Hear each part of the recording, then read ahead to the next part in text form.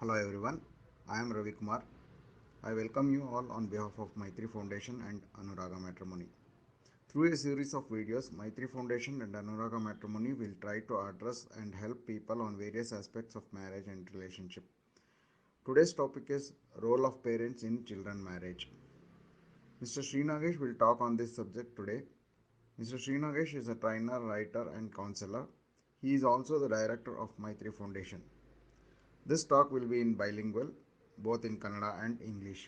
I request Mr. Sri Nagesh to introduce Maitri Foundation to the audience before proceeding with the subject.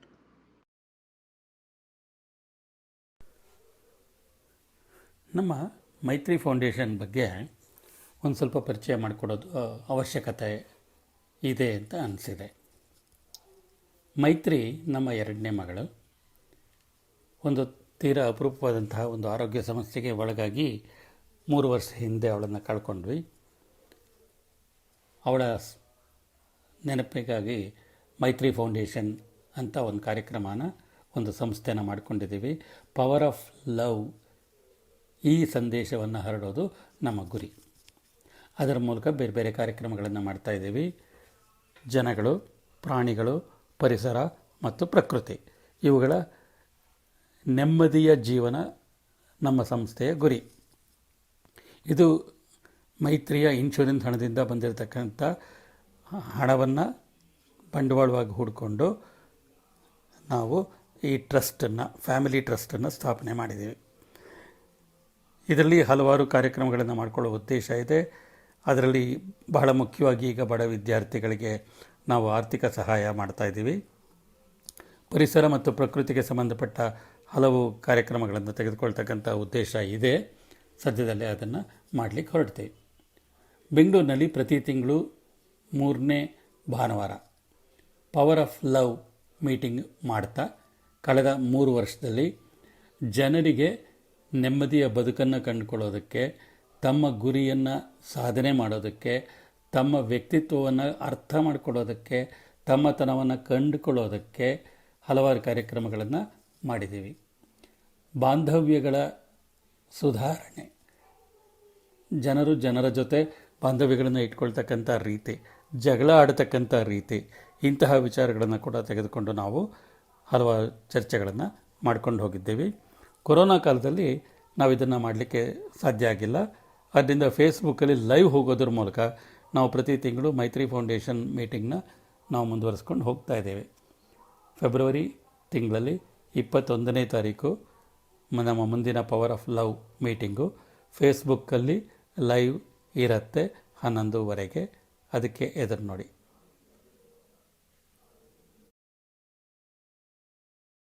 ಸಾಮಾನ್ಯವಾಗಿ ಮಕ್ಕಳಿಗೆ ಮದುವೆ ಮಾಡಬೇಕು ಅಂತಂದರೆ ಮದುವೆ ವಯಸ್ಸಾಯಿತು, ಮದುವೆ ಮಾಡಬೇಕು ಅಂತ ಶುರು ಮಾಡ್ತೀವಿ.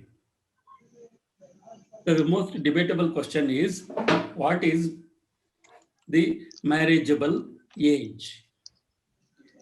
In the present context, the marriageable age also has its own connotations. The boys have their own concepts about marriage. The girls have their own concepts about marriage. In one of the counseling cases in which I had to counsel, I was asked to counsel, but I told them the counseling is needed by the other people, not you. Because she was not married by the time she was 23, she was married off to a mismatch by force. Therefore, be very clear about what is the marriage of the children. Just because your daughter turns 23 or 24, some cases by 19 they have registered in matrimonial agencies. That will not work now. This is one of the old-fashioned ideas parents have, and nowadays children, especially girls, do not like an age gap of more than 2 years. In many cases, there is no age gap at all. The gap is so narrow that they are almost the same age. When that is happening, do not think that your girls should marry a person above 5 years older to her or like that. That will not work nowadays. The second old-fashioned idea, many parents may not agree with me now, but parents tell the children, marry and settle down. But our experience, the counselor's experience is, in many cases, the settled life has become unsettled after marriage. Therefore, marriage itself may not necessarily be a settling down process. How the approaches differ between parents and children, I would like to quote one real story. In one of the parents' group, I had given a suggestion. Two parents told me, as it is, girls are going out of control. If we follow your suggestion, girls will go astray. But three girls told me, if all parents have your approach, no girl will go astray. This example should enable the parents to understand the difference in approach between them and children. Now, what is the different approach? In the current context, from the girl's point of view, I would like to highlight a couple of points. Many families have one girl child, or in some cases, they have only daughters, like us. In many parents bring up their daughters with lots of love and affection. They empower their daughters. Because of these things, the girl child has her own dreams. She has got her own tastes. She has got her own individuality. She has got her own self skills. With all that, if you expect her to be subservient at home, in the father-in-law's house or in the mother-in-law's house, clashes will start. ಯಾ ಕನ್ನಡದಲ್ಲಿ ಮಾತಾಡಿ ಅಂತ ಕೆಲವರು ಹೇಳ್ತಾರೆ, ಇಂಗ್ಲೀಷಲ್ಲಿ ಮಾತಾಡಿ ಅಂತ ಕೆಲವರು ಹೇಳ್ತಾರೆ. ಕನ್ನಡದಲ್ಲಿ ಮಾತಾಡಿದ್ರೆ ಕೆಲವ್ರಿಗೆ ಅರ್ಥವಾಗದೇ ಇರೋರು ಇಲ್ಲಿದ್ದಾರೆ. ಆದ್ದರಿಂದ this talk will be bilingual ಅಂತ ಈಗಾಗಲೇ ಹೇಳಿದ್ದೀನಿ. ಸೊ ಹೆಣ್ಣು ಮಕ್ಕಳಿಗೆ ತಮ್ಮದೇ ಆದ ಸ್ವಂತಿಕೆಯನ್ನು ಅನೇಕ ಅಪ್ಪ ಅಮ್ಮಂದರು ಬೆಳೆಸಿರ್ತಾರೆ. ಹಿಂದಿನ ಕಾಲದಲ್ಲಿ ಹೆಣ್ಣು ಮಕ್ಕಳನ್ನ ಸಾಕಿದಾಗೆ ಇವತ್ತು ಸಾಕ್ಲಿಕ್ಕೆ ಆಗಲ್ಲ, ಸಾಕಬಾರದು. ಕೈಲಾಸಂ ಅವರು 100 ವರ್ಷದಿಂದ ಹೇಳಿದ ಒಂದು ಮಾತನ್ನ ಪದೇ ಪದೇ ಹೇಳ್ತಾ ಇರ್ತೀನಿ. ನೀವು ಮದುವೆ ಮಾಡ್ಕೊಂಡಿರೋ ಬಾಡಿ ಅಲ್ಲದೆ ಮದುವೆ ಮಾಡ್ಕೊಂಡಿಲ್ದೇ ಇರೋ ಸೋಲ್ ಒಂದು ಆ ಬಾಡಿನಲ್ಲಿ ಇದೆ ಅಂತ ರೆಕಗ್ನೈಸ್ ಮಾಡಿದ್ದೀರಾ ಅಂತ ಕೇಳ್ತಾರೆ. So the girls have souls in their bodies which are not under your control. The husbands and in-laws should remember this point. The same way, the daughter-in-law also should remember that the husband and the in-laws have a soul, but conflicts arise because of not accepting this soul and not respecting each other, for which I will come in the end. Purusha Pradhana Samaja, patriarchal society, has certain wrong policies. ನಿನ್ನ ಎಲ್ಲಿಡಬೇಕು ಅಲ್ಲಿ ಇಡಬೇಕು ಅನ್ನೋದಾಗ್ಲಿ, ಎದುರು ಮಾತಾಡಿದ್ರೆ ಕಪಾಳಕ್ಕೆ ಹೊಡೆದು ಬಿಡ್ತೀನಿ ಅನ್ನೋದಾಗ್ಲಿ, ಹೆಣ್ಣು ಅಂದ್ರೆ ತಗ್ಗಿ ಬಗ್ಗಿ ನಡಿಬೇಕು ಅನ್ನೋದಾಗ್ಲಿ, ಸೊಸೆಗೆ ಕೆಲಸ ಮಾಡ್ಲಿಕ್ಕೆ ಬರ್ಲಿಲ್ಲ ಅಂತಂದ್ರೆ ನಿಮ್ಮಮ್ಮ ನಿಂಗೇನು ಹೇಳ್ಕೊಟ್ಟಿಲ್ವಾ ಅಂತ ಅಪ್ಪ. A girl child will not take these lying down. Freshly married girls, shortly after entering the husband's house, well-educated, well-learning, well-settled girls have been slapped for not obeying the orders. It's happening. This should not happen. Today, these girls have recourse to Domestic Violence Act. Unfortunately, Domestic Violence Act is used by such women who are not qualified for it, who are not eligible for it because of their own behavior. But the real women who are suffering because of such tortures are not making use of it. This needs to be respected and acknowledged. Many parents believe when their daughter has fallen in love, preventing her from going outside and marrying off to somebody is the solution. It's a knee-jerk reaction. ತುಂಬಾ ಜನ parents ಮಾಡ್ತಾರೆ, ಮಗಳು ಯಾರನ್ನೋ ಪ್ರೀತಿಸ್ತಿದ್ದಾಳೆ ಅಂತ ಗೊತ್ತಾದ ತಕ್ಷಣ ರೂಮಲ್ಲಿ ಕೂಡ ಹಾಕಿ ಅವನ್ನ ಒಬ್ಬನ ಹುಡುಕಿ ಮದುವೆ ಮಾಡಿ ಕಳಿಸ್ಬಿಡ್ತಾರೆ. ಆದರೆ it is not working. In many cases, you would have read in the newspapers, on the day of the marriage, either the girl or the boy has vanished from the marriage hall. In some cases, the previous evening, they have stood together, received people, accepted the gifts given to them, but somewhere in the midnight, they have gone away with somebody else. In a very funny situation, which happened about 4 months ago, both the boy and the girl had vanished with respective lovers.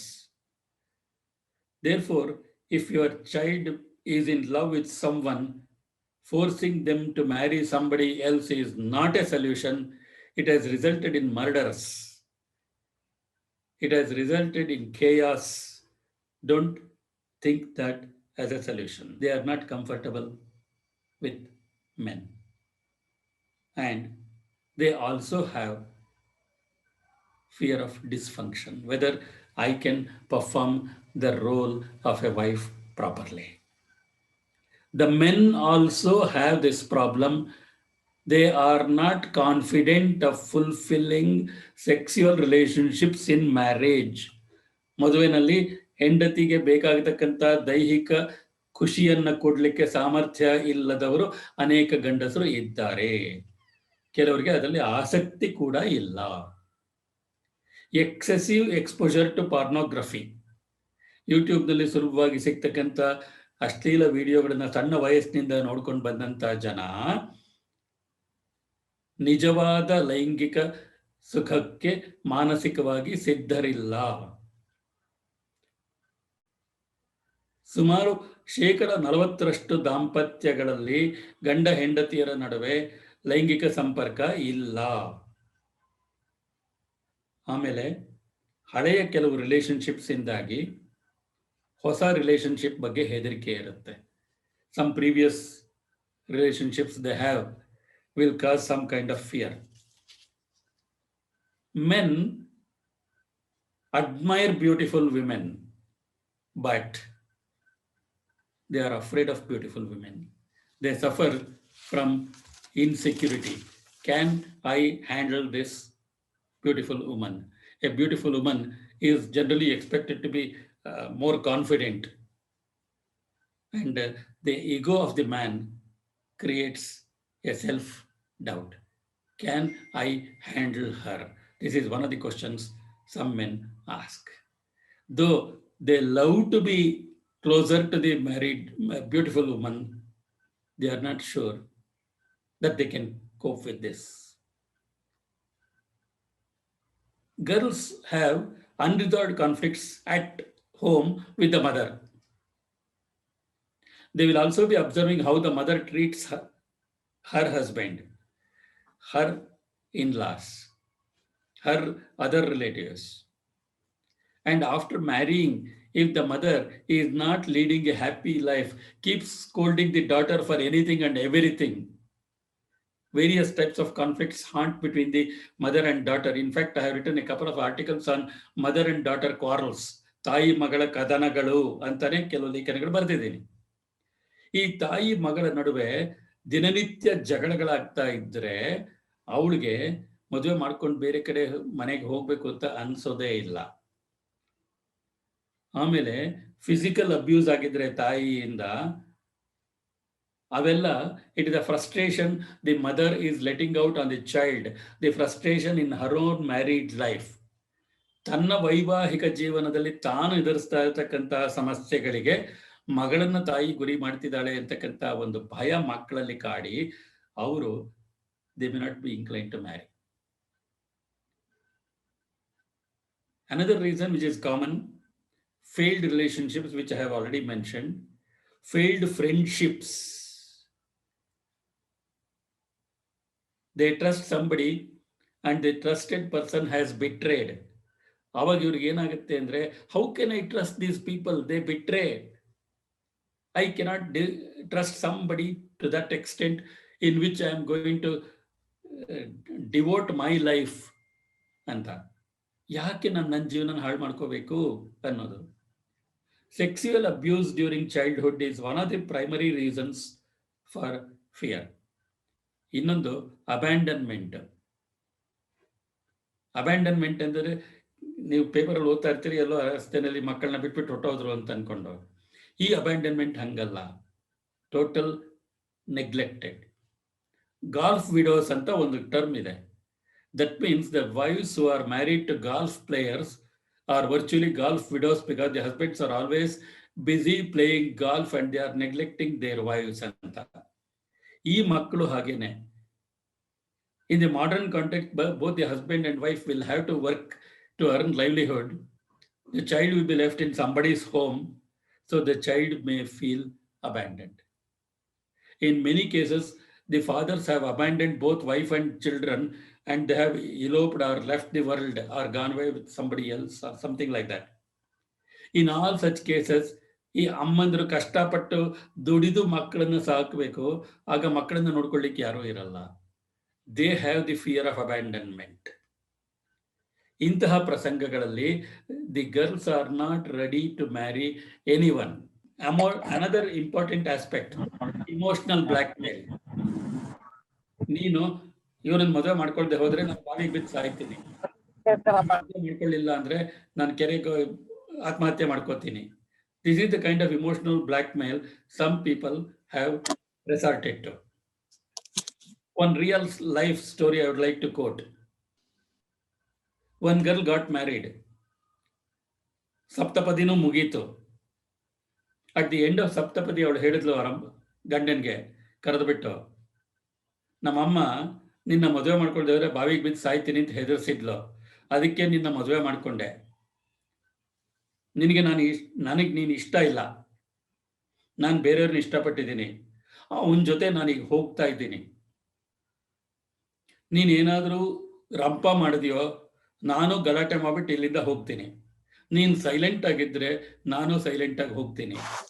He told her husband of a few hours. She took the suitcase and left. ಕೆಲವರಿಗೆ ಅಜ್ಜಿ ತಾತನಿಗೆ ಮೊಮ್ಮಗಳ ಮದುವೆ ನೋಡ್ಬಿಟ್ಟು ಸಾಯ್ಬೇಕು ಅಂತ ಆಸೆ, ಅದಕ್ಕೆ ಸಣ್ಣ ವಯಸ್ಸಿಗೆ ಮದುವೆಗಳು ಮಾಡಿಬಿಟ್ಟಿದ್ದಾರೆ ಮಕ್ಕಳಿಗೆ. Don't do it. ನಾನು ಹೇಳ್ತಿರ್ತೀನಿ, ಆ ಥರ ಯಾರಾದರೂ ಮದುವೆ ಹೇಳಿದ್ರೆ ನಾನು ಮೊಮ್ಮಕ್ಕಳ ಮದುವೆ ನೋಡ್ಬಿಟ್ಟು ಆಮೇಲೆ ಸಾಯ್ಬೇಕು ಅಂದರೆ ಬೇಕಿದ್ರೆ ಅಲ್ಲಿವರೆಗೂ ಬದುಕಿರಿ, ಇಲ್ಲದೇ ಇದ್ರೆ ನೀವು ಸತ್ತು ಪುನರ್ಜನ್ಮ ತಗೊಂಡು ಆ ಜನ್ಮದಲ್ಲಿ ನೋಡಿ ಮೊಮ್ಮಕ್ಕಳ ಮದುವೆನ ಅಂತ ಹೇಳಿ. ಆದರೆ ಆ ಕಾರಣಕ್ಕೆ ಎಳೆ ಮಕ್ಕಳಿಗೆ ಮದುವೆ ಮಾಡಬೇಡಿ ಅಂತ ಹೇಳ್ತಾ ಇದ್ದೀನಿ. Emotional blackmail is not an ideal way of convincing your children to get married. ಬಹಳಷ್ಟು ಮದುವೆ ಮನೆಗಳಲ್ಲಿ ಕ್ಲೋಸ್ ರಿಲೇಟಿವ್ ಕೊಟ್ಟು ಮದುವೆ ಅಭ್ಯಾಸ ಆಗ್ಬಿಟ್ಟಿದೆ. Marry off to maternal uncle. They have their own reasons. Coffee ಪುಡಿ ಎಕ್ಸಾಂಪಲ್ ಕೊಡ್ತೀನಿ. ಒಂದ್ಸತಿ ಡಿಕಾಕ್ಷನ್ ಹಾಕಿರ್ತೀರಿ, ಅದೇ ಡಿಕಾಕ್ಷನ್ ಮೇಲೆ ಮತ್ತೆ ಮತ್ತೆ ನೀವು ನೀರು ಹಾಕಿ ಕಾಫಿ ಮಾಡ್ಕೊಳ್ತಾ ಇದ್ರೆ what will be the taste of the coffee? The same way the genes within the same family circle, not allowing fresh genes to enter, those genes are degenerated. It will affect the children also. Do not, as far as possible, marry your children in close family circle. Another biggest hurdle for a happy married life is the expectation that the girl should deliver a child within 1 year of the marriage. This does not give time to the husband and wife together. They are not even able to share or understand the relationship better. ಒಂದು 3-4 ತಿಂಗಳಿಗೆ pregnant ಆಗ್ತಾಳೆ, ಆಮೇಲೆ ಅಪ್ಪನ ಮನೆಗೆ ಹೊರಟೋಗ್ತಾಳೆ. ಅಲ್ಲಿಂದ ಬರೋಷ್ಟೊತ್ತಿಗೆ Supreme Court has given a judgment in one such case before going for a child, ensure that you are compatible with each other. Only then you go for a child. In all such cases, the children are used as pawns between the struggles of the between the fights of the parents. These are all negative dimensions of a marriage. Now, I have got several real life stories based on which I have listed these negatives. For the last 25 years, I have been doing counseling, and the problem areas I have listed is not imaginary. ನಾನು ಇದುವರೆಗೆ ಹೇಳಿದ್ದು ಯಾವುದು ಕಟ್ಟುಕತೆಗಳಲ್ಲ. Counselling ಅನುಭವದಲ್ಲಿ ನನಗೆ ಬಂದಿರತಕ್ಕಂಥ ದೂರುಗಳ ಆಧಾರದ ಮೇಲೆ all the negatives I have listed. You ensure that those negative areas are addressed before you go in for the marriage of your children. And there are some people who are not married. For them, it is something to discuss with parents. Forget presenting your girl as a showpiece. ಅವಳಿಗೆ ಅಲಂಕಾರ ಮಾಡಿ ಬಂದವ್ರಿಗೆ ತಿಂಡಿ ಕೊಡಬೇಕು, coffee ಕೊಡಬೇಕು, ಅವಾಗ ಅವ್ರು ನೋಡಬೇಕು. No, it will not work. In one of the recent cases I have handled, so don't convert your daughters into showpiece. In the recent case I came across, one girl was not allowed to talk to the boy till engagement was done. 2 ತಿಂಗಳ ಹಿಂದೆ ಆಗಿರೋ ಘಟನೆ ಇದು. Engagement ಆಗೋವರೆಗೂ ಹುಡುಗ ಹುಡುಗಿಗೆ ಮಾತಾಡಕ್ಕೆ ಬಿಟ್ಟಿಲ್ಲ. You are not going to live with the son-in-law. Really? It is your daughter who is going to live with the son-in-law. Okay. It is the two people who are married who are going to live together. So it is they who have to decide whom they are marrying. Please remember these things. Now we will go to positive actions you can take. Motivate your children to cultivate a dream of what kind of a life partner they would like to have. ಬಹಳಷ್ಟು ಜನಕ್ಕೆ ಆ ಕಲ್ಪನೆನೇ ಇಲ್ಲ. ಮದುವೆ ಮಾಡ್ಕೋಬೇಕಾದ್ರೆ ಎಂತ ಗಂಡ ಬೇಕು ಅಥವಾ ಎಂತ ಹೆಂಡತಿ ಬೇಕು ಅಂತ ಕೇಳಿದ್ರೆ ಚೆನ್ನಾಗಿ ನೋಡ್ಕೋಬೇಕು ಅಂತಾರೆ ಅಷ್ಟೇ. ಹೇಗೆ ಮ್ಯಾಟ್ರಿಮೋನಿಯಲ್ ಪ್ರೊಫೈಲ್ ನೋಡಿದಾಗ what they expect from A girl ಅಂತ ಹುಡುಗನ ಮನೆಯವರು ಬರೆದಿರ್ತಾರೆ. ಹುಡುಗಿ ಮನೆಯವರು what they expect from a boy ಅಂತ ಹೇಳಿರ್ತಾರೆ. But both of them are not telling what the girl is going to get or what the boy is going to get because of this marriage. And in many cases, what they are going to get annavaga, the focus is on money, glamour. That will not last long. If the marriage is on the basis of monetary gains or glamour, the marriage will not last. Look at the celebrity marriages which end up in breakage within a short while. Therefore, it's important that you ensure that the marriage is chosen, life partner is chosen on solid grounds. ಮಕ್ಕಳಿಗೆ problem solving skill ಹೇಳ್ಕೊಡಿ. Relationships handle ಮಾಡೋದು ಹೇಳ್ಕೊಡಿ. In a couple of cases where the daughter complained to her mother about her husband, bit bandido. No, that's not the way. Teach your children, whether a son or a daughter, to respect a relationship and respect the people in relationship. And you teach them to identify the problem and solve it instead of blame game. Nowadays, in many husband and wife conflicts, the boy's parents are supporting the boy, the girl's parents are supporting the girl, and as such, the husband and wife fight is getting extended. Do not extend the husband and wife relationship into fights between parents-in-law. Do not bother supporting your child because it is your child. Identify the problem and find a solution. And if you are not able to do it, bring them to a counselor. Teach your children to discuss issues, not the problem, not the persons. ಅವಳು ಹಿಂಗೆ ಮಾಡಿದ್ಲು, ಇವನು ಹಿಂಗೆ ಮಾಡ್ದ ಅಲ್ಲ. ಏನಾಯಿತು, ಅದರ ಪರಿಣಾಮ ಏನಾಯಿತು, ಅದಕ್ಕೆ ಪರಿಹಾರ ಏನು, ಇದನ್ನ ಹುಡುಕೋದನ್ನ ಮಕ್ಕಳಿಗೆ ಹೇಳ್ಕೊಡಿ. ಏಜ್ ರಿಲೇಟೆಡ್ ರೆಸ್ಪಾನ್ಸಿಬಿಲಿಟೀಸ್ನ ಸಣ್ಣ ವಯಸ್ಸಿಂದ ಕೊಡ್ತಾ ಇದ್ರೆ ಈ ಸಮಸ್ಯೆ ಬರಲ್ಲ. About a year ago, a friend of mine shared this story. Friend of mine ಅಂತಂದ್ರೆ she is young, she is only 26 or 27 now. ಅವಳು ಹೇಳಿದ ಒಂದು ಮಾತನ್ನ ಇಲ್ಲಿ ಶೇರ್ ಮಾಡ್ಕೊಳ್ಳಿಕ್ಕೆ ಇಷ್ಟಪಡ್ತೀನಿ. Her mother-in-law has brought up her son with so much values. ಮನೆ ಕೆಲಸ ಶೇರ್ ಮಾಡ್ಕೊಳ್ಳೋದು ಎಲ್ಲ ಮಾಡ್ತಾನೆ. ಒಂದ್ ವೇಳೆ ಇವಳು ಮಾಡಿದ ಅಡಿಗೆ ಚೆನ್ನಾಗಿರ್ಲಿಲ್ಲ ಅಂತಂದ್ರೆ ಇಟ್ಸ್ ಆಲ್ ರೈಟ್, ಎಷ್ಟೋ ಜನ ಚೆನ್ನಾಗಿ ಮಾಡ್ತೀಯ, ಒಂದೊಂದು ದಿನ ಚೆನ್ನಾಗಿರಲ್ಲ, ಅದಕ್ಕೆ ಏನ್ ಮಾಡೋಕ್ಕಾಗತ್ತೆ, ಬಿಡು ಅಂತ ಹೇಳ್ಬಿಟ್ಟು ಬಿಟ್ಬಿಡ್ತಾನೆ ಅಂತ. ಈ ತರಹದ ಮೌಲ್ಯಗಳನ್ನ ಮಕ್ಕಳಿಗೆ ಕಲಿಸ್ಬೇಕು, ಎಸ್ಪೆಷಲಿ ಗಂಡು ಮಕ್ಕಳಿಗೆ. ನೀನು ಗಂಡು, ನೀನು ಹಂಗಿರ್ಬೇಕು ಹಿಂಗಿರ್ಬೇಕು ಅಂತ ಹೇಳೋರು ಹೇಗಿರ್ಬೇಕು ಅನ್ನೋದನ್ನ ಕಲಿಸ್ಬೇಕು. ಆಮೇಲೆ at the same time I would also like to mention one thing. When you are seeing children, a boy and a girl, don't label them. ಸಣ್ಣ ಮಕ್ಕಳ ಜೊತೆಯಲ್ಲಿದ್ದಾಗ ಹೆಂಡತಿನ ಹೆಂಗ್ ನೋಡ್ಕೋತಾನೆ ನೋಡು, ಗಂಡನ ಹೆಂಗ್ ನೋಡ್ಕೋತಾನೆ ನೋಡು ಅಂತ ಆ ಮಕ್ಕಳ ಎದುರಿಗೆ ಇಂಥ ದರಿದ್ರ ಮಾತುಗಳನ್ನ ಆಡಬೇಡಿ please. It's a very very damaging statements you make. Treat children as children, don't create such ideas in their minds. ಆಮೇಲೆ educate the children about responsibilities, about the duties and value systems. If they learn to follow a value system, they will not go astray.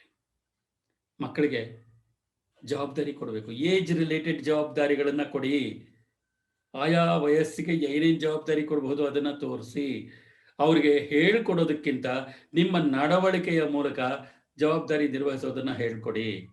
ಕರ್ತವ್ಯಗಳನ್ನ ಮಾಡೋದನ್ನ ಹೇಳ್ಕೊಡಿ. ನನ್ನ ಮಗಳು ಮೈತ್ರಿ ಹೇಳ್ತಾ ಇದ್ದ ಎರಡು ಮಾತುಗಳನ್ನ I would like to reiterate here. ಕರ್ತವ್ಯ ಪ್ರಜ್ಞೆನ ನಾನು ನಿಮ್ಮಿಂದ ಕಲಿತೆ ಅಂತ ಯಾವಾಗಲೂ ಅವ್ರ ಅಮ್ಮಂಗೆ ಹೇಳೋಳು. Because her mother has always focused on the duty, she has never fail to perform her duty. ಹಾಗೇನೆ ಶಿ ವಾಸ್ ಟೆಲಿಂಗ್ ಮೀ, ಇನ್ನೊಬ್ಬರ ವ್ಯೂ ಪಾಯಿಂಟ್ಗೆ ಗಮನ ಕೊಡಬೇಕು. You have to consider the situation from the other person's point of view ಅನ್ನೋದನ್ನ ನಾನು ನಿಮ್ಮಿಂದ ಕಲಿತೆ ಅಂತ she was always telling me. Any issue also consider from the other person's point of view. It's very important. Respecting elders is something you have to learn and practice, and you have to teach your children by your own behavior. Ravi will confirm. ಹುಡುಗಿಯರು ಕೆಲವು ಅಪ್ಪ ಅಮ್ಮಂದರು ಮನೆಯಲ್ಲಿ old furniture ಇರಬಾರ್ದು ಅಂತಕ್ಕಂಥ ಪದ ಬಳಸಿದ್ದಾರೆ. ಅಂದರೆ ಹುಡುಗನಿಗೆ ಅಪ್ಪ ಅಮ್ಮ ಇರಬಾರದು. Preferably they should not be alive. If unfortunately they are alive, they should be far away. That's not the way to teach your children. The girl is expected to respect her parents in law. The boy should also be taught, ನಿನ್ನ ಅತ್ತೆ ಮಾವಂದರಿಗೆ ಗೌರವ ಕೊಡು. ಇದನ್ನ ಗಂಡು ಮಕ್ಕಳಿಗೂ ಹೇಳ್ಕೊಡ್ಬೇಕು. A very important factor. Be empathetic. Empathetic ಅಂದ್ರೆ ಅವ್ರನ್ನ ಅರ್ಥ ಮಾಡ್ಕೊಳ್ಳಿಕ್ಕೆ ಪ್ರಯತ್ನ ಪಡಿ. ದೂರ್ತಾ ಇರಬೇಡಿ. ಅವ್ರನ್ನ ದೂರ್ತಾ ಇದ್ರೆ ಆಗಲ್ಲ. ಹುಡುಗನ ಅಪ್ಪ ಅಮ್ಮನ್ನ ಹುಡುಗಿ ಬೈಯೋದು, ಹುಡುಗಿ ಅಪ್ಪ ಅಮ್ಮನ್ನ ಹುಡುಗ ಬೈಯೋದು ಮಾಡ್ತಾ ಇದ್ರೆ ಹೊಂದಾಣಿಕೆ ಆಗಲ್ಲ. A husband has got a very, very crucial, skillful maneuvering needed. His mother is his past. She brought him up with his future as her dream. The wife has come to him, trusting him for her future. Balancing between these two relationships is absolutely vital. Some husbands have tried to run away from this situation. ನನ್ನ ಕೈಲಾಗಲ್ಲ, ನಾನು ಬೇರೆ ಎಲ್ಲಾದರೂ transfer ಮಾಡಿಸ್ಕೊಂಡು ಹೊರಟೋಗ್ತೀನಿ, ಏನಾದರೂ ಮಾಡ್ಕೊಳ್ಳಿ. No, that's not your attitude. If your wife is wrong, persuade her to correct herself. If your mother is wrong, persuade her to correct herself. Act as a bridge between your mother and your wife. It's very important. And ಕೆಲವು ಹೆಂಡತಿರು ಒಂದು ತಪ್ಪು ಮಾಡ್ತಾರೆ, ನಾನು ಬೇಕಾ ಅಮ್ಮ ಬೇಕಾ choose ಮಾಡ್ಕೊಳ್ಳಿ ಅಂತ. ನನಗೆ ಗೊತ್ತಿರೋ ಮಕ್ಕಳೇ ಕೆಲವ್ರು ಮಾಡಿದ್ದಾರೆ ಹಾಗೆ ಮಾಡಿದಾಗ ಅನಿವಾರ್ಯವಾಗಿ ಗಂಡನೂ ಅಷ್ಟೇ ಸಿಟ್ಟು ಬಂದಿರುತ್ತೆ, ಅವನಿಗೂ ಈಗೋ ಇರುತ್ತೆ, ನನಗೆ ನಮ್ಮ ಅಮ್ಮ ಬೇಕು ಅಂತ ಹೇಳ್ಬಿಟ್ಟಿದ್ದಾನೆ. ಹಾಗೇನು ಮಾಡಬೇಕು? So ask the right question, don't ask wrong questions. Don't you understand the delicate balance your husband has to make. ಅದೇ ತರಹ ಅಮ್ಮಂದರು ನಿಮ್ಮ ಮಗ ಎಂಥ ಸೂಕ್ಷ್ಮವಾದ ಒಂದು ಸಂಬಂಧವನ್ನು ಮೇಂಟೈನ್ ಮಾಡಬೇಕಾಗತ್ತೆ ಅನ್ನೋದನ್ನು ಅರ್ಥ ಮಾಡಿಕೊಂಡು ಅದನ್ನು ನಿಭಾಯಿಸ್ಕೊಳ್ಳಿಕ್ಕೆ ಶಕ್ತಿ ಕೊಡಿ. It is important that parents should bring their to be married children for a pre marital counselling. ಯಾಕೆ ಅಂತಂದರೆ pre marital counselling is an important step because many boys and girls do not know the responsibilities that come with a marriage. They do not know how to maintain their relationships because each is carried away in his or her own emotional world. Therefore, premarital counseling does help. Post-marital counseling also becomes necessary when there is no happiness in marriage. Therefore ಕೆಲವ್ರಿಗೆ ಏನಂದರೆ ನಮ್ಮ counselling ಹೋದರೆ ನಮ್ಮ ಮನೆ ಗುಟ್ಟು ರಟ್ಟಾಗ್ಬಿಡತ್ತೆ ಅಂತ. ಆದರೆ ನೆನ್ಪಿಟ್ಕೊಳ್ಳಿ, ಸಮಸ್ಯೆ ಬಂದಾಗ ಅದನ್ನು ಬಗೆಹರಿಸ್ಕೊಳ್ದೆ ಹೋದರೆ, ದೊಡ್ಡ ರಾದ್ಧಾಂತ ಆದರೆ ಇಡೀ ಪ್ರಪಂಚಕ್ಕೆ ಗೊತ್ತಾಗುತ್ತೆ. Instead when there is a problem, if you come for counseling, not only the husband and wife, even the parents, if you come for counseling, ಯಾರಿಗೂ ಗೊತ್ತಾಗದೆ ನಿಮ್ಮ ಸಮಸ್ಯೆ ಬಗೆಹರಿಸ್ಕೊಳ್ಳೋದಕ್ಕೆ ಸಾಧ್ಯ ಇದೆ. Because we maintain confidentiality. We are there as a support system for you. So these are the important points I wanted to share with you. Questions are now welcome. ಯಾವ್ದಾದ್ರು questions ಇದೆಯಾ? Hello, ಹೇಳಿ madam, ಮಾತಾಡಿ. ಹೇಳಿ. ನಮಸ್ಕಾರ sir. ನಮಸ್ಕಾರ. ಇವಾಗ ನಮ್ಮ ಮಗಳಿಗೇನೆ ಎಲ್ಲ ಬರ್ತಾರೆ, ನೋಡ್ತಾರೆ, ಹುಡುಗ ಹುಡುಗಿನೂ ಇಷ್ಟಪಡ್ತಾರೆ, ಎಲ್ಲ ಆಗುತ್ತೆ. ಆಮೇಲೆ ನೀವು ಹೇಳ್ದಂಗೆ ಪ್ರೊಫೈಲ್ ಅಲ್ಲಿ ಅಪ್ಪರ್ ಮಿಡ್ಲ್ ಕ್ಲಾಸ್ ಅಂತೆಲ್ಲ ಹಾಕಿರ್ತಾರೆ. ಒಂದು ಅವರು ಚೆನ್ನಾಗಿ ಓದಿರ್ತಾರೆ, ಡಬಲ್ ಗ್ರಾಜುಯೇಟ್ ಆಗಿರ್ತಾರೆ. ಇವರು ಇಬ್ರಿಗೂ, ನಮಗೂ ಇಬ್ರು ಹೆಣ್ಮಕ್ಳು ಎಲ್ಲ ಓದಿರ್ತಾರೆ, ಎಲ್ಲ ಚೆನ್ನಾಗಿರ್ತಾರೆ. ಏನಂದ್ರೆ ನಮಗೆ ಸ್ವಂತ ಮನೆ ಇಲ್ಲ, ಆಸ್ತಿ ಇಲ್ಲ, ಕಾರ್ ಇಲ್ಲ ಅನ್ನೋದೇ ಒಂದು ದೊಡ್ಡ ಅದೇ ಒಂದು ರೀಸನ್ ಆಗ್ಬಿಟ್ಟು ಎಷ್ಟೋ ಸಂಬಂಧಗಳು ಹಿಂದಕ್ಕೆ ಹೋಗಿದೆ ಸರ್. ಅದಕ್ಕೆ ಏನ್ ಹೇಳ್ಬೋದು ನೀವು? ಅಂತ ಮದುವೆಗಳು ಕ್ಯಾನ್ಸಲ್ ಆಗಿದ್ದು ಒಳ್ಳೇದು. ಯಾಕೆಂತಂದ್ರೆ ಮನೆ ಇದೆ, ಕಾರ್ ಇದೆ ಅಂತ ಮದುವೆ ಮಾಡ್ಕೊಂಡವರು they are not marrying your daughter. ನಿಮ್ಮ ಮಗಳನ್ನ ಮದುವೆ ಮಾಡ್ಕೊಳ್ತಿಲ್ಲ ಅವರು, ಆಸ್ತಿ ಮಾಡ್ಕೊಂಡು ಬಂದಿರೋರು. ಆ ಥರದವರು ಇರ್ತಾರೆ, ಪ್ರೀತಿಯಿಂದ ಮದುವೆ ಮಾಡ್ಕೊಳ್ಳೋರು ಇರ್ತಾರೆ, ಖಂಡಿತ ಇರ್ತಾರೆ. ನಾನು ಮದುವೆ ವಯಸ್ಸಿಗೆ ಬಂದಾಗ ನನಗೆ ನಮ್ಮ ಕೆಲವು ಬಂಧುಗಳು ಹೇಳಿದ್ದು, ಅದು ಯಾವುದೋ ಒಂದು ಹುಡುಗಿ ಅವಳನ್ನ ಮದುವೆ ಮಾಡ್ಕೊಂಡ್ರೆ ಸೈಟ್ ಕೊಡ್ತಾರೆ, ಅದರಿಂದ ನಮ್ಮ ಫ್ಯಾಮಿಲಿನೆಲ್ಲ ಯಾವ್ದಾದ್ರು ಹುಡುಗನಿಗೆ ಮದುವೆ ಮಾಡ್ಕೋಬೇಕು ಅಂತ ಹೇಳ್ತಾ ಇದ್ರು. ನನಗೂ ಹೇಳಿದ್ರು. ನಾನು ಕೇಳಿದೆ, ನಾನು ಸೈಟ್ ಮಾಡ್ಕೊಳ್ಳೋದು, ನಾನು ಮದುವೆ ಮಾಡ್ಕೊಳ್ಳೋದು ಸೈಟನ್ನ ಹುಡುಗಿನ ಅಂತ ಕೇಳಿದೆ ನಾನು. ಸೊ ಯಾರು ಬೇಡಿಕೆ ಇರ್ತಾರೆ ಅವರು ನಿಮ್ಮ ಮಕ್ಕಳನ್ನ ಖಂಡಿತ ಚೆನ್ನಾಗಿ ನೋಡ್ಕೊಳ್ಳಲ್ಲ. ಅದೊಂದು ಗ್ಯಾರಂಟಿ ಸರ್, ಹೇಳೋದು ಕರೆಕ್ಟ್. ಅಂಥವ್ರು ಎಷ್ಟೋ ಜನ ಬಂದೋಗಿದ್ದಾರೆ ನಮ್ಮ ಮನೆಗೆ. ನಮ್ಗೆ ಬೇಜಾರಾಗಿದೆ, ಮಕ್ಕಳು ತೋರಿಸ್ಬೇಕಂತ ಬಹಳ ತೊಂದರೆ ಆಗ್ತದೆ. ಅದೇ ಒಂದು ನಮ್ಗೆ ಒಂದು ವರೀಸ್ ಆಗ್ಬಿಟ್ಟಿದೆ. ಇದೇ ಹೀಗೆ ಅದ್ರ ಬಗ್ಗೆ ತುಂಬಾ ತಲೆ ಕೆಡಿಸ್ಕೋಬೇಡಿ. ಮದುವೆ ಮಾಡ್ಬಿಟ್ರೆ ಸಮಸ್ಯೆ ಪರಿಹಾರ ಆಗತ್ತೆ ಅನ್ನೋದಲ್ಲ. ಸಿಂಡ್ರೋಮ್ ಅಂತ ಹೇಳ್ತಾರೆ. ಆ ಸಿಂಡ್ರೆಲಾದಲ್ಲಿ ಏನಂದ್ರೆ, ಯಾರಾದ್ರೂ ಒಬ್ಬ ರಾಜ್ಕುಮಾರ ಬಂದು ಈ ರಾಜ್ಕುಮಾರಿನ ಕರ್ಕೊಂಡು ಹೋಗ್ಬಿಟ್ರೆ ಆಮೇಲೆ ಚೆನ್ನಾಗಿ ನೋಡ್ಕೋತಾನೆ ಅಂತ. ಅವ್ನು ರಾಜ್ಕುಮಾರ್ ಆಗ್ತಾನ ವಿಲನ್ ಆಗ್ತಾನ ಗೊತ್ತಿಲ್ಲ. ಮಕ್ಕಳ ಭವಿಷ್ಯವನ್ನ ಇನ್ನೊಬ್ಬರ ಮೇಲೆ ನಂಬಿಕೊಂಡು ಭವಿಷ್ಯನ ಯೋಚನೆ ಮಾಡಬೇಡಿ, ಸಮಯ ಬಂದಾಗ ಆಗತ್ತೆ. ಅದು ಕೂಡ ಒಂದಿದೆ, ನಿಮ್ಮ ಅಪ್ಪ ಅಮ್ಮ ನೀವೇ ಕಾಲ್ ಮೇಲೆ ನೋಡ್ಬೇಕು. ಅವ್ರಿಗೆ ಸ್ವಂತಕ್ಕೆ ಹೇಳ್ಕೊಡಿ, ಅವರ ಸ್ವಂತ ಕಾಲ್ ಮೇಲೆ ನಿಲ್ಲಿಸಿ, ಅವರಲ್ಲಿರತಕ್ಕಂಥ ಕೌಶಲ್ಯಗಳಿಗೆ ಪ್ರೋತ್ಸಾಹ ಕೊಡಿ. ಖಂಡಿತ ಸರ್, ಅವ್ರ ಸ್ವಂತ ಕಾಲ ಮೇಲೆ ನಿಂತಿದ್ದಾರೆ, ಓದ್ಕೊಂತಾ ಇದಾರೆ, ಚೆನ್ನಾಗಿ ಎಲ್ಲ ಇದ್ದಾರೆ. ನಮಗೇನಂದ್ರೆ ಬರೀ ಇದೇ ಹೀಗೆ ಕಂಟಿನ್ಯೂ ಆದ್ರೆ ಒಂಥರ ಈ ಹುಡುಗರ ಪೇರೆಂಟ್ಸ್ ಅವ್ರಿಗೆ ಒಂಥರ ಅವ್ರಿಗೇನು ಏನು ಅವ್ರಿಗೆ ಟೀಚ್ ಮಾಡಲ್ವಾ, ಯಾಕೆ ನಮ್ಗಂತ ಬರೀ ಅಂತವರೇ ಸಿಗ್ತಾ ಇದಾರೆ, ಯಾವಾಗ ಆಗತ್ತೆ ಅನ್ನೋದೇ ನಮ್ಗೆ ತುಂಬಾ ವರೀಸ್ ಆಗೋಗಿದೆ ಸರ್. ಕೇಳಿಸ್ಕೊಬೇಡಿ, ಸಮಯ ಬಂದಾಗ ಹಾಗೆ ಆಗುತ್ತೆ. Marriages are made in heaven ಅಂತ ಹೇಳ್ತಾರೆ. ಅದನ್ನ ಮೀರಿ ಮದುವೆ ಮಾಡಿದಾಗ ಇಲ್ಲಿ ಕೋರ್ಟ್ ಅಲ್ಲಿ ಡೈವೋರ್ಸ್ ಗಳು ಕೊಡ್ಬೇಕಾಗತ್ತೆ.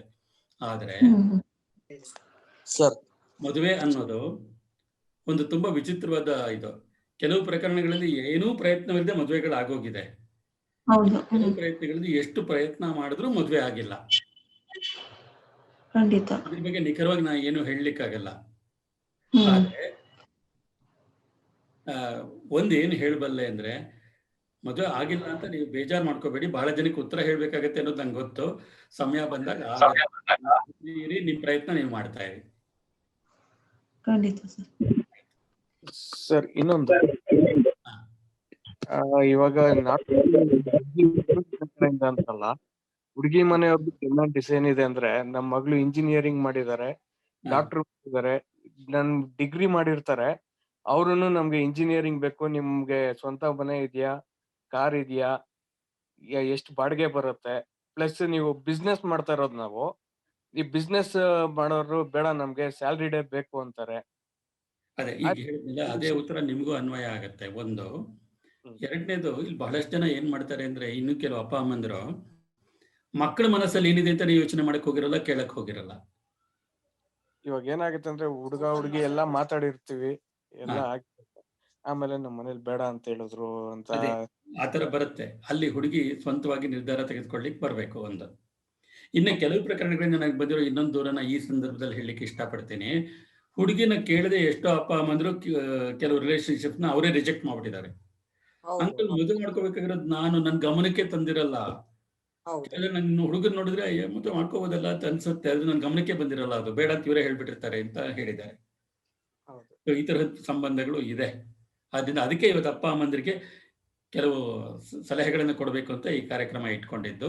ಪ್ರಶ್ನೆಗಳು ಮುಂದೆ ವೆಲ್ಕಮ್ ಆಗ್ಬೋದು, ಯಾರಿಗೆ ಬೇಕು, ಯಾವ ಟೈಮ್ ನಲ್ಲಿ ಬೇಕಾದ್ರೂ they are questions are welcome. Sir, ಇವಾಗ ಏನಾಗಿದೆ ಅಂದ್ರೆ, ಕಲರ್ ಕಾಂಪ್ಲಿಕೇಶನ್ ಒಂದು ಅದೊಂದು ಇದು ಮಾಡ್ತಾರೆ.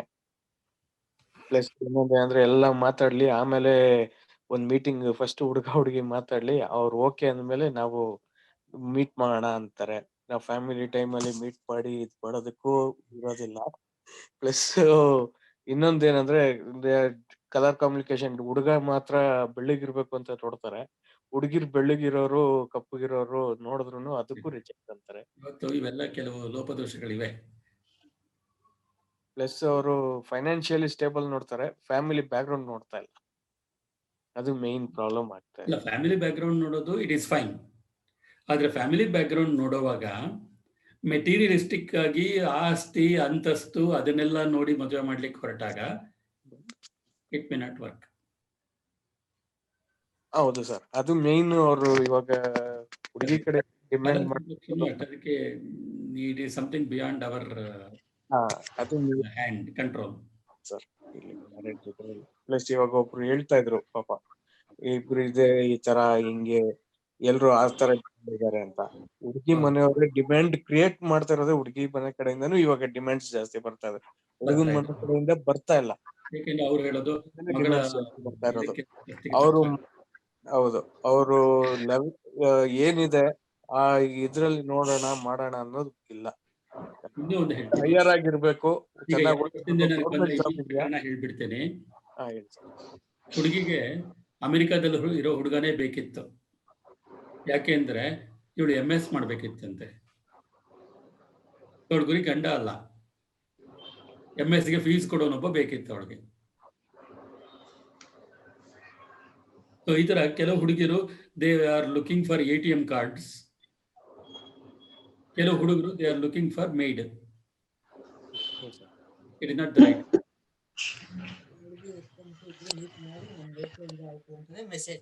I think Ravi is going to cover some points with his PowerPoint.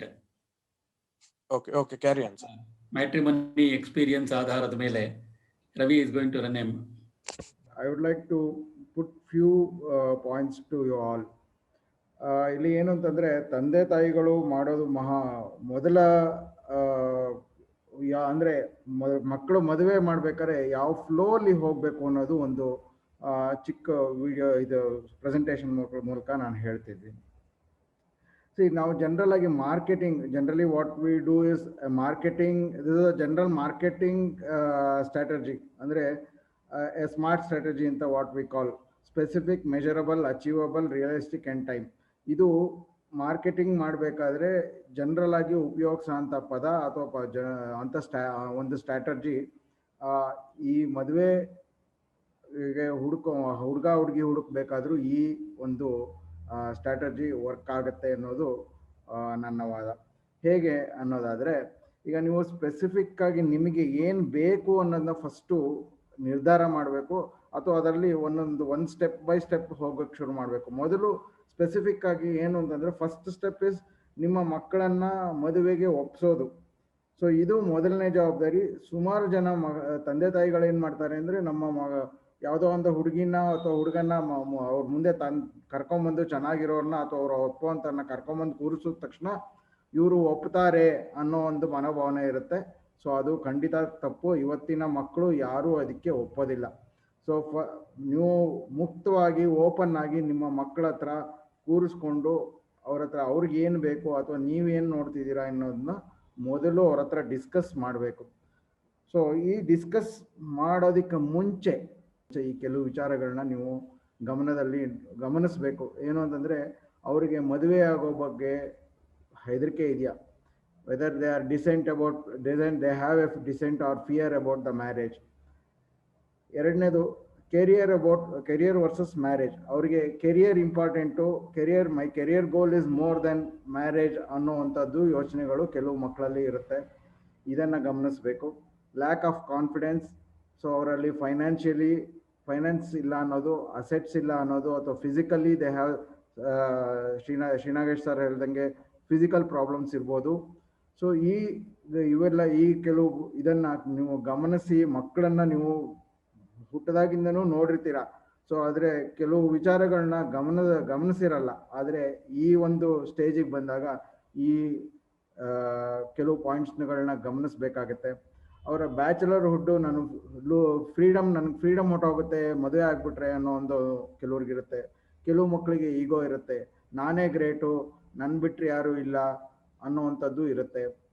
ಆಮೇಲೆ ಮದುವೆ ರೆಸ್ಪಾನ್ಸಿಬಿಲಿಟಿ ಸಾಮಾನ್ಯವಾಗಿ ಜನ ಏನು ತಪ್ಪು ತಿಳ್ಕೊತಾರೆ ಅಂದರೆ, ಮದುವೆ ಮಾಡೋದು ಪೇರೆಂಟ್ಸ್ ರೆಸ್ಪಾನ್ಸಿಬಿಲಿಟಿ ಅನ್ಕೋತಾರೆ. ಇಲ್ಲ, ಖಂಡಿತ ತಪ್ಪು. ಮದುವೆ ಮಾಡೋದಕ್ಕೆ you are only the facilitator. So ಮದುವೆ ಮಾಡ್ಕೋಬೇಕಾಗಿರೋದು ಮಕ್ಕಳು. ಸೊ ಅವರು ಅದನ್ನು ಆ ರೆಸ್ಪಾನ್ಸಿಬಿಲಿಟಿನ ಅಥವಾ ನನಗೆ ಯಾವ ಥರ ಹುಡುಗಿ ಬೇಕು, ಯಾವ ಥರ ಹುಡುಗ ಬೇಕು ಅನ್ನೋದು ಅವರು ನಿರ್ಧಾರ ಮಾಡ್ಕೋಬೇಕು. ಅವರು ಅದಕ್ಕೆ ನಿಮ್ಮ ಜೊತೆಗೆ ಅದು ಸ್ಪಂದಿಸಿ ಅವರಿಗೆ ತಕ್ಕಂಥ ಒಂದು ಹುಡುಗ ಅಥವಾ ಹುಡುಗಿನ ಹುಡ್ಕೋದಕ್ಕೆ ಪ್ರಯತ್ನ ಮಾಡಬೇಕು. ಸೊ ಇದು ಮಕ್ಕಳ ಜವಾಬ್ದಾರಿ. ಮೇಯ್ನ್ ಆಗಿ ತಂದೆ ತಾಯಿ ಜವಾಬ್ದಾರಿ ಓನ್ಲಿ ಒಂದು 30%. ಸೊ ಹುಡುಗ ಅಥವಾ ಹುಡುಗಿ ಇದಕ್ಕೆ ಒಂದು 70% ಅವರ ರೆಸ್ಪಾನ್ಸಿಬಿಲಿಟಿ ತಗೊಳ್ಳೋಕ್ಕೆ ತಯಾರಿರಬೇಕು.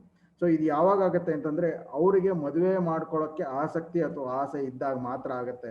ಅದು ಇಲ್ಲದೆ ಇದ್ದರೆ ನೀವು ಏನು ಮಾಡಿದ್ರು ಇದು ಸಾಧ್ಯವಾಗೋದು ಕಷ್ಟವಾಗುತ್ತೆ. ಸೊ ಮೊದಲು ಏನು ಮಾಡಬೇಕು ಅಂದರೆ, ನೀವು ಇದನ್ನು ಗಮನಿಸ್ಕೊಂಡು ಮೊದಲು ನಿಮ್ಮ ಹುಡುಗ ಅಥವಾ ಹುಡುಗಿನ ಮದುವೆಗೆ ತಯಾರಿ ಮಾಡಬೇಕು. ಸೊ ಇವಾಗ ಶ್ರೀನಾಗೇಶ್ ಸರ್ ಹೇಳ್ದಂಗೆ ಏನೇನು ಪಾಯಿಂಟ್ಸ್ನ ಅವರಲ್ಲಿ ಗಮನಿಸಬೇಕು ಅನ್ನೋ ಒಂದು. ಎರಡನೇದು ಅವರನ್ನು ತಯಾರಿ ಮಾಡ್ಕೊಳ್ಳೋದು ಮೊದಲನೇ ಇದು. First thing, you need to prepare them for the marriage. So ಅವ್ರಿಗೆ ಗೊತ್ತಿಲ್ಲದೆ ಮದುವೆಗೆ ನೋಡುವಂಥದ್ದು, ಮದುವೆಗೆ ಹುಡ್ಕೋವಂಥದ್ದು ಅಥವಾ ಯಾರಿಗೋ ಅವರ ಪ್ರೊಫೈಲ್ನ ಫಾರ್ವರ್ಡ್ ಮಾಡುವಂಥದ್ದು ದಯವಿಟ್ಟು ಮಾಡಬೇಡಿ. ಮೊದಲು ಅವರ ಕನ್ಸೆಂಟ್ ತಗೊಳ್ಳಿ. ಮದುವೆ ಬಗ್ಗೆ ನೀವು ಹೇಗೆ ಅವರ ಕೆರಿಯರ್ ಬಗ್ಗೆ ಹೇಗೆ ಹಿಂದೆ ಪ್ಲ್ಯಾನಿಂಗ್ ಮಾಡಿದ್ರು, ಅಥವಾ ಸ್ಟಡೀಸ್ ಬಗ್ಗೆ ಹೇಗೆ ಗಮನ ಕೊಟ್ಟು ಅವ್ರಿಗೆ ಇದನ್ನು ಓದಬೇಕು, ಈ ಕೆರಿಯರಲ್ಲಿ ಈ ಥರ ಹೋದರೆ ಒಳ್ಳೆಯದು ಅನ್ನೋವಂಥದ್ದು ಸಾಕಷ್ಟು ನೀವೇ ಸಲಹೆ ಕೊಟ್ಟಿರ್ಬೋದು, ಇಲ್ಲ ಯಾರಿಂದನಾದ್ರು ಸಲಹೆಗಳನ್ನ ಕೊಡಿಸಿರ್ಬಹುದು. ಸೊ ಅದೇ ಕೆಲಸನ ಇವಾಗಲೂ ಮಾಡಬೇಕಾಗತ್ತೆ. ಇದು ಒಂದು ಇಂಪಾರ್ಟೆಂಟ್ ಸ್ಟೆಪ್. ಸೊ ಇದನ್ನು ಮಾಡೋದಕ್ಕೆ ಒಂದು ಅರ್ಲಿ ಏಜ್, ಅಂದರೆ ನೀವು ತುಂಬ ಅರ್ಲಿ ಏಜಲ್ಲಿ ಶುರು ಮಾಡಿಕೊಂಡ್ರೆ, ಅಥವಾ ಒಂದು ಈಗ ಹುಡುಗಿಗೆ ಒಂದು 22-23 ವರ್ಷದಲ್ಲಿ ಅವ್ರು ಕಾಲೇಜ್ ಮುಗಿದಾಗ, ಅಥವಾ ಅವರು just out of the college ಕೆಲಸಕ್ಕೆ ಹೋಗ್ತಿದ್ದಾರೆ, ಆ ಒಂದು ಏಜ್ನಲ್ಲಿ ಅವರಿಗೆ ಇದನ್ನು ಗಮನಕ್ಕೆ ತಗೊಂಬನ್ನಿ. ಆದರೆ ತಕ್ಷಣವೇ ಮದುವೆ ಮಾಡಬೇಕು ಅನ್ನೋವಂಥದಕ್ಕಿಂತ ಅದನ್ನು ವಿಚಾರಗಳನ್ನ ಮಾತಾಡೋದಕ್ಕೆ ಒಂದು ಅರ್ಲಿ ಏಜಲ್ಲಿ ಮಾತಾಡಿ. ಸೊ ನಿಮಗೆ ಅವರು ಒಂದು ಸ್ವಲ್ಪ ದಿನ ಟೈಮ್ ಕೇಳ್ಬೋದು, ಅವಾಗ ನಿಮ್ಗೆ ಟೈಮ್ ಗ್ಯಾಪ್ ಇರುತ್ತೆ. ನಿಮಗೆ ಒಂದು ಪ್ರಾಮಿಸ್ ತಗೊಳ್ಳಿ, ಅವ್ರನ್ನ ಇನ್ನೊಂದು 2 ವರ್ಷ ಬಿಟ್ಟು ಮದುವೆ ಮಾಡೋಣ, 1 ವರ್ಷ ಬಿಟ್ಟು ಮದುವೆ ಮಾಡೋಣ, ಈ ಟೈಮಲ್ಲಿ this is the right time for you ಅಂತ ಒಂದು ಅವ್ರ ಹತ್ರ ಡಿಸ್ಕಷನ್ ಮಾಡಿಕೊಂಡು ಒಂದು ಆ ಟೈಮ್ ಫ್ರೇಮ್ಗೆ ಒಂದು ಪ್ರಾಮಿಸ್, ನೀವು ಅದೇ ಥರ ಪ್ರಾಮಿಸ್ ಮಾಡಬೇಕು. ಅಲ್ಲಿವರೆಗೂ ನಾನು ಯಾರನ್ನೂ ನೋಡಕ್ಕೆ ಹೋಗಲ್ಲ, ಅಥವಾ ನಿಮ್ಮ ಪ್ರೊಫೈಲ್ನ ಎಲ್ಲಿಗೂ ಫಾರ್ವರ್ಡ್ ಮಾಡಲ್ಲ, ಯಾರ ಹತ್ರನೂ ಹೇಳಲ್ಲ. ಅದಾದಮೇಲೆ ಒಂದು ಟೈಮ್ ಫ್ರೇಮ್ ಆದಮೇಲೆ ವಿ ವಿಲ್ ಸ್ಟಾರ್ಟ್ ಅನ್ನೋದು. ಸೊ ಅವಾಗ ಅವರು ಅದಕ್ಕೆ ಸ್ಪಂದಿಸ್ತಾರೆ, ಅವರು ಆ ಪ್ರಾಮಿಸ್ಗೆ ಅಬೈಡ್ ಆಗ್ತಾರೆ generally. So next thing what you have to do is